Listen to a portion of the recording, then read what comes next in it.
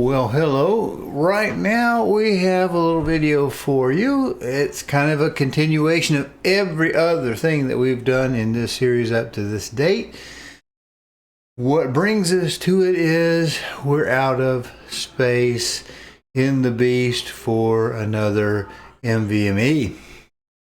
So what we need to do is find a way to do it, and at the end I'm going to put one together, show you the solution, but I just want to bring it to your attention. Remember those slots that we spent so much time about, the by 16, by 8, by 4s, by 1 bifurcated into 4s or 8-bit or whatever. Let's see if we can put that to use over here dealing with some storage issues, because that's what we've got to talk about today. Expansion slots and storage issues. Storage issue, because you know what a SATA SSD is, right? It's like the SATA drive, the serial ATA, except instead of being 3.5, it's 2.5, something like that. Works good, except SATA serial ATA is limited to 500 megabytes a second or 6 gigabits a second, something like that. It's limited. It's just not going to be the fastest thing in the world. But I do want to draw your attention to this as far as types of storage. A magnetic disk, a spinning platter, if it stays alive, the image that it stays under, that magnetic charge, if you want to think about that, is good for about 10 years. It's a SATA or the NVMe's, that type of solid state device, they deplete quicker than that. They don't last that long. I wouldn't use them for long-term storage. They're quick, they're dirty, and they're not bad. But you can take, like some of those magnetic tapes, they say will go up to 30 years in lifespan with the magnetic charge in it. So we're just talking about backing things up for a while, getting them off of our old optical drives, which can last a lot longer if you can get the hardware, if we don't have trouble with it. So let's look at these pictures just to the left of us right here.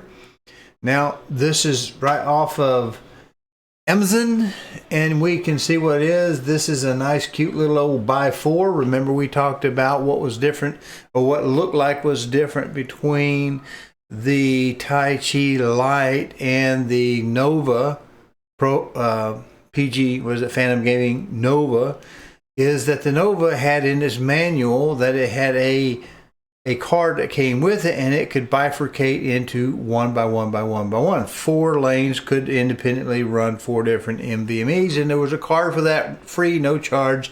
It works okay, except it would be kind of, well, I think it'd be very, very close to USB speeds, that we did with the external drive. Well, this is something similar. It does a 4 slot, but it's only going to do 1 drive. But it's going to work with the U.2. And the U.2 looks like a SATA little card drive, except they're a lot more expensive and they're faster, and they go at PCIe speeds. And so you can get kind of that NVMe experience, but with a type of media that may be flatter, or maybe not be quad layers deep or whatever. They may be thinner, they last longer, they're supposed to be better as far as having a longer endurance, being enterprise grade if you can find them, and they are quite pricey, but they're fast and they don't take up much space. But you could always, if you're out of space and need something, or even have an older computer, maybe you only have a PCIe 3 spot that's available, and you don't have, a modern drive, and you would like to be able to go faster than SATA speeds. This was a way to do it. It's a little bit pricey way to do it. It may be better just to chuck the motherboard and to buy something a little bit more budgety. But if you just don't want to get into that, something like that may be possible. But it's a 4-lane, does 1 card, 1 U.2. And I started to get into this when we were doing the expansion cards, but it's just the video was going too long. Let's look at this one. Also pulled off of Amazon. Hey, it's even better. It's 2 U2s on there, and they're small. They look very, very similar to the SATA drive, but they just have a different interface, a lot faster. and this one is 8. See, and it says but this one is a PCIe 3.0 by 8. So if you got a 8-bit slot, you could do 2 of these drives, and obviously they're going to work like you would expect them to, like 2 independent drives. Now, this is what I was kind of getting to when I was looking for, well, the video you just saw on the RAID 5, we had just 2 actual drives with a third for the parity, or the parity drive was extra. We striped, and we saw how fast it got, how quickly it got there. Well, you can find some fairly inexpensive serial ATA enterprise grade, what they say are enterprise grade, 7200, maybe with a 500 megabyte buffer, which helps really speed things up. And if you had 8 of those in there, like the Taichi Carrera would support, that was a Z790 board, but having that, you could have up to 8 of those, and one of them is going to be your parity, and the rest of them going to be 7 drives, and those drives can go up to 25 terabytes a piece. How much storage would you possibly need? Plus, it's going to chain. They're going to get a lot faster, a lot quicker when you have 8 drives in there versus, say, 4. So I was looking for a serial ATA expansion board. It would probably need a number swap. I don't know, maybe need 16 slot. I don't know what serial is just 1, but I don't know if it could jam up and speed things up. Wouldn't make sense if it did, but I was looking for like a 4-to-1, bifurcated. There's just not very many of these main boards that's going to bifurcate into individual lanes on the PCIe Express to give you that 4 serial lanes out of it, 4 serial ATAs out of it. It's not the speed that's the issue, it's how it's broken down.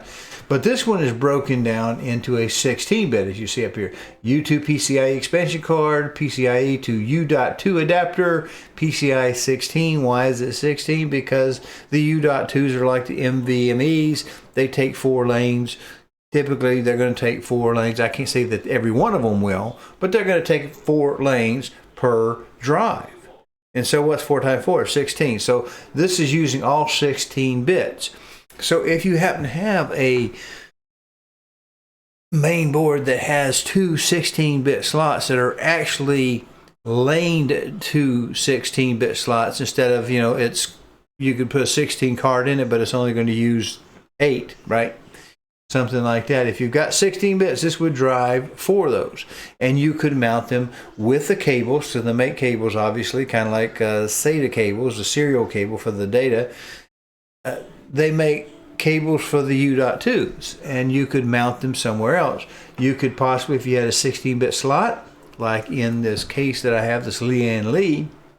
If you like this content, please go to calldeltacell.com, find the tab that says on YouTube, click it, and it'll open up a page of QR codes. There you can use a smartphone to scan and get to the YouTube page, or you can just mouse over and click it on a PC. There you'll be able to subscribe to this little button over here and click the notification bell so that YouTube will notify you. Thank you. They make cables for the U.2s, and you could mount them somewhere else. You could possibly, if you had a 16-bit slot, like in this case that I have, this Lian Li, if it was SATA, why would we bother if we already have our 4 basic SATA lanes tied to our 2 double, up and down our little slide-in trays? But if we wanted to add some PCIe speed, and we didn't want to do it on NVMe, we could use a card like this if we had a 16-bit slot available that we could drive all 16 of them. We could at least use 3 of them and get 12 out of it, right? So you could get 12 lanes, use 12 lanes. Maybe the last one's just not used because there's room on the board there on that little flop out panel for 3 more drives, right? So we'd have space to do it. So you've got, depending on your case and your use, you can do it. But this one would be connected by cables. Now, we've got one more here, and it's this one, which is also a by 16 4.0 PCIe 4.0 by 16 adapter. And as you would guess, it just takes the cards directly on them. And if you've got the space in the case for that, if you have a, I mean, it may not work in some of the smallest form factors, but why would you need 4 of them when you could maybe just buy a larger single drive? But yeah, you could do that. You could chain them together like this in a 16-bit slot if you had a 16-bit slot. So I don't know if that makes a lot of sense, but remember, is how that is working together. It has to be bifurcated at 16 bits or 8 bits or 8 lanes. It has to be bifurcated into the 2 4s. Your board has to support these expansion boards, but you could add drives to it. And like I say, I don't know many people. I don't personally have a U.2. They cost too much money for my budget. I do think they'll last longer, but you'll still have the same trouble of having to, keep them charged up more often than you would, say, a mechanical platter. People kind of run down the mechanical platters, but, and they're not going to be as fast as NVMe's, but they can go a lot longer. Their planned lifetime may be 5 years, but I have some that have gone much further than that. And you can just use like the disk utility to see what the health is, see if it's having trouble dropping stuff, see if it's having, and how many in 10 or 15 years have you had unsafe shutdowns, that kind of stuff. Anyway, it's just a thought. Now let's get into this little card. It's what I put that WD5 was it 5000 blue? I guess that's the number. I don't have it with me. It's packed away. But that blue 4 terabyte that I'm using just to take everything off of where I had just put them on M.2s from the optical drives, I backed them up onto the top of that T705. Now we need to get it off. That we have our RAID built, we need to get it off of our system so the RAID can hold it, and we'll keep our offsite copy, and we'll just have to bring it in periodically. And here's a picture of why we had it. If you've forgotten or didn't see that show, this is what we have. We just don't have any room to put it in to add it without, it's under that heavy heat shield on the PCIe 4 group, those 5 down there, and I'd have to pull the video card out to get to the heatsink, to pop a heatsink off, to pop a drive in, to pop a drive out. So it just only makes sense to do it with either with an external card through the USB 4 or the Intel's proprietary 40 gigabits per second Thunderbolt 4, or to do it internally like this with a little card. The card was $10. Hey, I'm parsimonious. I'll get by. But so that's it. Let's run that footage and be done and call it quits. Now I'm not going to try to put this together on camera because it's pretty self-explanatory, but I will say this. Here is our WD Blue here, our SN5000. Our card here, obviously, for the expansion slot. Now this is a thick one. We'll put that on the bottom because it looks like it lines up just perfectly with the height of the back side of this drive onto that metal-ish, this copper layered drive plate here. And we have a thinner piece that I believe will go on top between the top of the drive and the provided for heatsink. It's not very deep, it's not very heavy, but it doesn't really necessarily need it. It'll just keep it from getting hot, and a bag of goodies, including 2 high-tech rubber bands to go around it after we have our little pins that they do show on the box. I don't know if that'll show up. They put the pin through there and it expands on the other side, holds it down. That should work. And it shows you the little picture about how to lay our little heat tape. Now, since it's a 2280, obviously I don't need to take a pair of scissors and trim this back. So with the next cut, you'll see this assembled.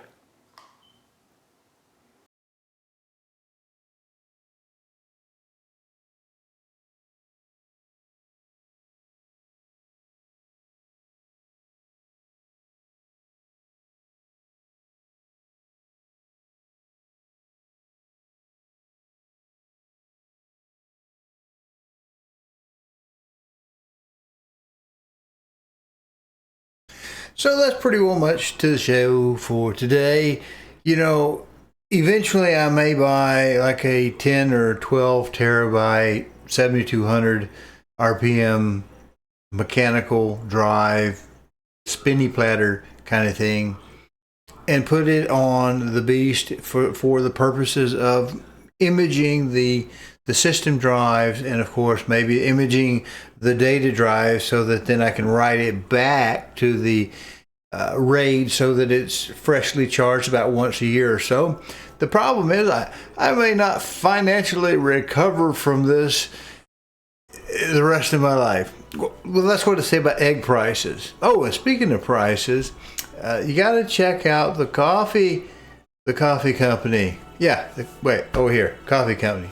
You buy some coffee, you'll get some coffee for it. It's a shameless plug, I know, but anyway, if you're so inclined, check it out. You can use the QR code that I just flashed up there. We appreciate you. See you next week.